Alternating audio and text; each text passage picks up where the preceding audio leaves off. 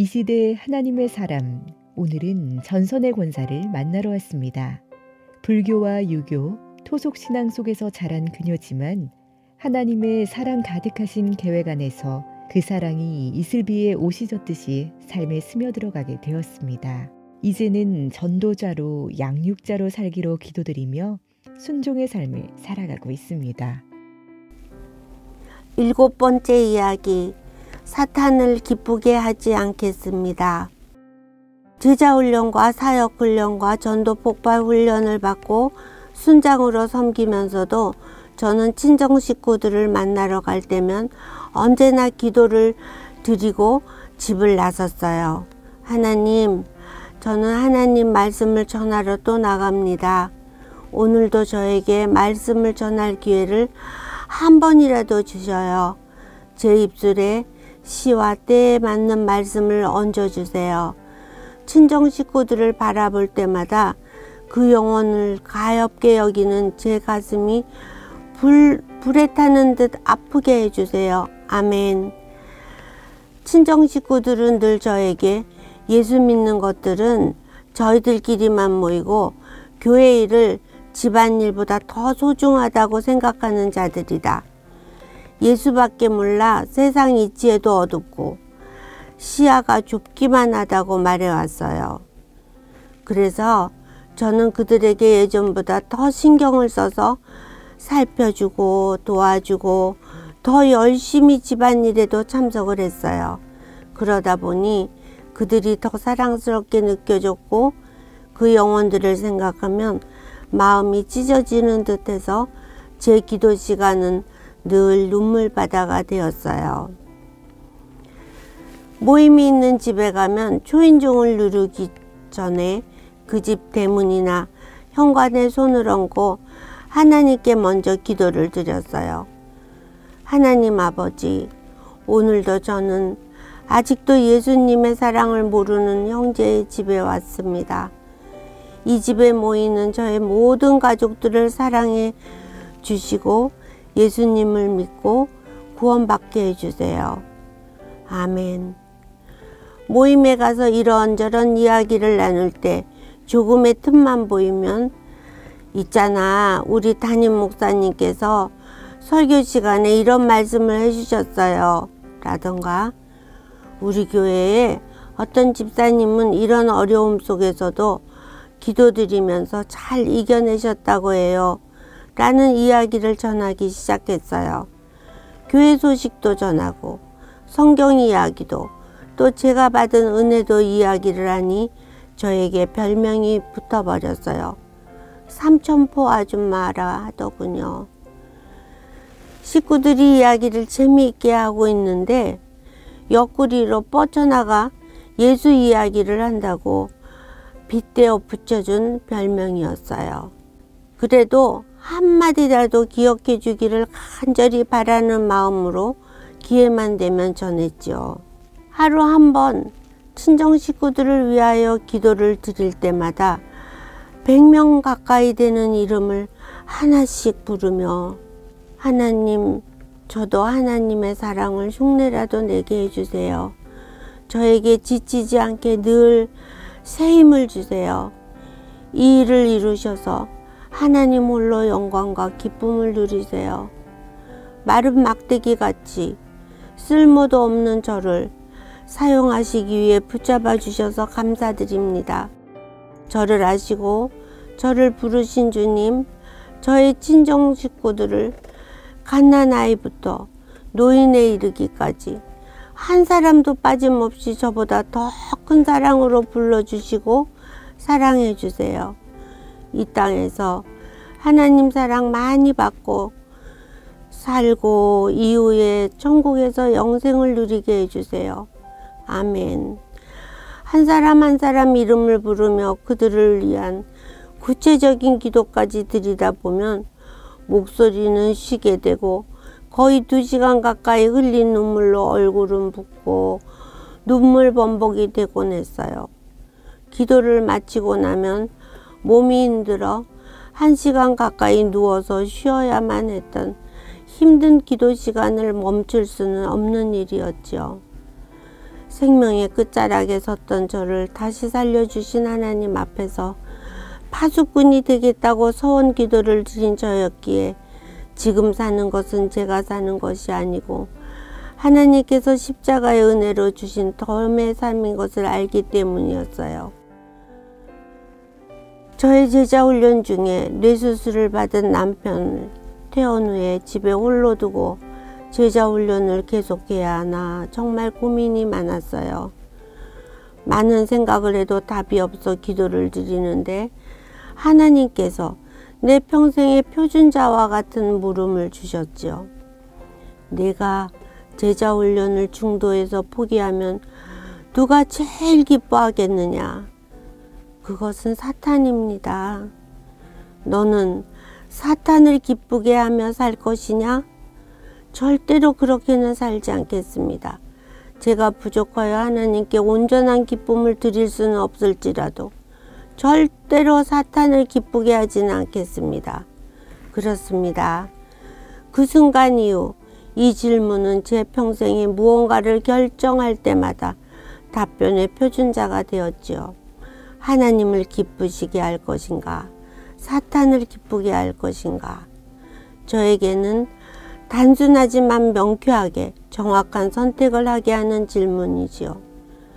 제자 훈련을 놓고 남편과 진지한 대화의 시간을 가졌고 하나님의 은혜로 새 생명을 받게 된 남편은 당연히 제자 훈련을 계속해야 한다고 했어요. 하나님께 제가 없는 매 순간에도 사랑이 풍성하시고 전능하신 하나님께서 남편을 지켜주시기를 부탁드리는 기도를 남편과 두 손을 잡고 드리고 태어난 지 2주가량 된 환자인 남편을 집에 홀로 두고 제자 훈련을 받으러 갔지요. 담당 목사님께서 이러한 저의 사정을 하나님께 아뢰며 은혜 베풀어 주시라는 기도를 드려주셨어요. 또 1시간 30분마다 전화로 남편의 상황을 체크하게 해주셨죠. 그 후 남편은 한 달 만에 정상적으로 회복하고 회사로 복귀하였어요. 하나님께서 그의 선하신 뜻을 위하여 우리 부부를 선한 길로 인도해 주신다는 확신을 갖게 되었지요. 그러므로 저는 친정 전도의 길을 포기할 수 없었고 이 일을 위하여 제자반 집사님들께 중보의 기도도 부탁드렸어요. 일주일에 3일은 밤 10시부터 새벽 3시, 4시까지를 제자훈련을 위해 거실에 테이블 위에 성경과 교재와 참고서적 그리고 읽어야 할 책들을 준비해 놓고 기도를 드리며 예습과 복습, 독서를 하고 리포트도 작성했어요. 교통사고로 원래 계획한 대로 못하고 늦어질까 보아서 제자훈련과 성경대학 3년차 교육을 같이 받고 있어 해야 할 과제도 2배였어요.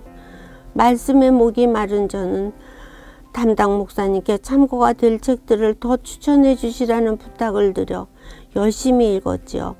목사님은 제 리포트를 읽을 때가 기다려진다고 하며 격려해 주셨어요. 하나님께 기도드리며 받은 막내 언니와 조카네는 처음에는 제가 전도에 대해 지식도 지혜도 없기에 저는 다락방 순장님을 모시고 전도차 신방을 하였는데 예상했던 대로 반응은 차가웠어요. 막내 언니는 순장님께서 준비해 갖고 가신 본차이나 장미꽃 3송이 선물에만 고맙다고 하며 자기는 예수 믿는 사람들을 싫어한다고, 시댁이 기독교 가정이지만 형부와 절에 다닌다고 했지요. 시댁 모임의 기도 시간에도 자기는 눈을 뜨고 기도 안 드린다고 해서 순장님을 놀라게 했어요. 그래도 순장님은 간단히 복음을 전해 주셨죠. 언니는 복음은 귀뚱으로도 안 듣고 다음엔 전도하러 오지 마시라고. 자기는 절대로 예수 믿지 않는다고 딱 잘라 말했어요. 그 즈음에 저는 형부 사무실에 이슬비 전도 엽서를 보내드리고 있었는데 언니가 제게 창피하다며 형부가 처제가 지적이고 이성적이었는데 좀 심하게 이상해지는 것 같아. 내 사무실로 무슨 전도 엽서를 보내고 있어? 라 하셨다 했어요. 형부는 어려서부터 누나 손을 잡고 새벽 기도를 다니셨던 분인데 교회를 열심히 다니시지만 삶이 따르지 못하는 큰형님 부부를 보고 고교 때까지 다니시던 교회를 접으셨기에 마음의 상처가 깊으셨죠. 저는 기본은 되어 있으니 복음만 제대로 전해드리면 예수님을 인격적으로 만나실 수 있다고 믿었어요. 계속 기도를 드리면 하나님께서 하나님의 때에 언니 부부를 만나 주실 것이라 믿고 교회에서 출간되는 소책자와 서점에서 유익하고 간단명료하게 쓰여진 책들을 사서 선물해 드렸어요. 조카네도 낮에 미리 연락을 하고 조카 며느리를 찾아가 간단하게 복음을 전했지만 대답은 간단했어요. 이모님, 저는 애비가 싫어하는 것은 절대로 하지 않기로 결혼 전에 굳게 약속했어요. 아시잖아요. 예수 믿는 거 아주 싫어해요. 저는 절대로 예수 믿을 수가 없어요. 죄송해요. 예상대로 거절당했어요. 양쪽 집에 다 거절당하고 제 몸도 힘들어 하나님께 울면서 기도를 드렸어요. 하나님 아버지, 전도를 하러 가는데 계속 거절을 당하고 제가 제 차가 없으니 택시비도 많이 들고 버스를 몇 번씩 타야 하니 제 건강이 안 좋아 너무 힘들어요. 약속대로 전도는 꼭 가겠지만 어떻게 저 좀 도와주세요. 그리고 전도하는 것을 잠시 쉬었어요.